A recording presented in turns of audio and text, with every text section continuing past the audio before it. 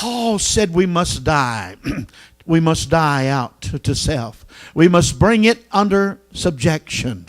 We must live according to the life that Jesus lived. The same pattern, the same way that Jesus did. You and I must come that way. Paul said, I'm not there yet. I've not reached the mark of what I'm supposed to be. And he was talking in the spiritual realm. He realized that there were ground to gain that he had not ever been on before. You and I know tonight, as the Spirit of God has come and blessed us and hovered over us many, many times, even this night, we know that there is more ground to gain than what that we know of. There's greater things in God. There's more blessings that's awaiting His people. Oh, I think sometimes when we get in a service like this, we're just tasting just a little bit of what heaven's going to be like. But Paul said, I'm not satisfied with the status quo. I'm not where I need to be. I've not attained that goal yet. I've not reached the place where God wants me to reach. You see,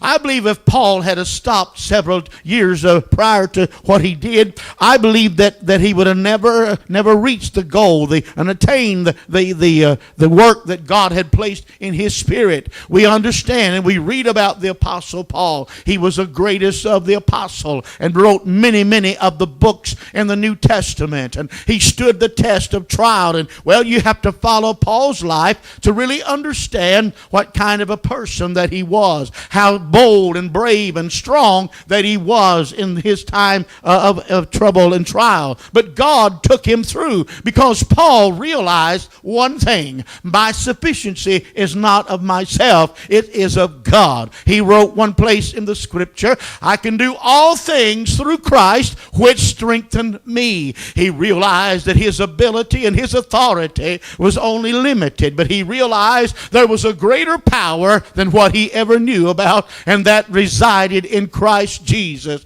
You and I know tonight in our own physical and natural bodies, we're limited, but thank God there is a spiritual body that God can give you and I, and we will receive one of these days. But yet there is a spirit that resides in you and I that will take us higher than we've ever been before. Have you ever been so blessed and you felt like I can't be blessed anymore? Have you been under the anointing of the Holy Ghost so strong that you feel like, man, I'm going to die if I get any more of this. If I receive any more, I'm just going to die. I've been placed in the spirit where I felt like that my breath was taken and I was being smothered out, and I'm thinking, I can't take no more. Lord, you just might as well take me on to glory. But it's the anointing that takes us there. It's the Spirit of God and the power of the Lord that takes us to those places. And Paul realized that's what he needed to apprehend. He realized he hadn't attained that goal yet.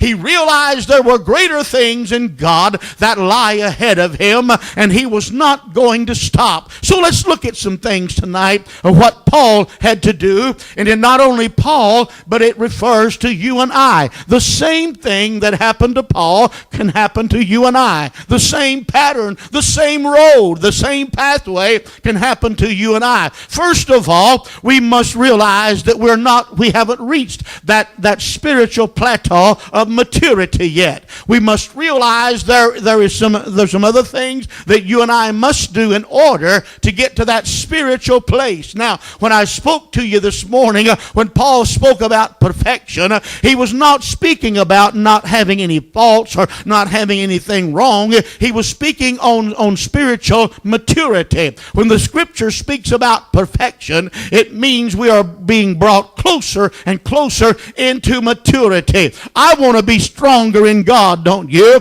I want to grow in maturity. I want to grow as much as I can in the Lord. I want to have as much knowledge as I can acquire in God. I want to know about God, don't you? I want to know about this walk of life. I want to know what God really wants of me and desires of me. I want to know what my position is and how God can use me and what He wants to do through me. So if that's true, and it is, I must realize that I must set my mind on a goal. Paul admitted that he had not reached the spiritual perfection or maturity in verse 12. He tells us that he was following after or pressing on toward. He set a goal to obtain the spiritual maturity that is possible in Christ.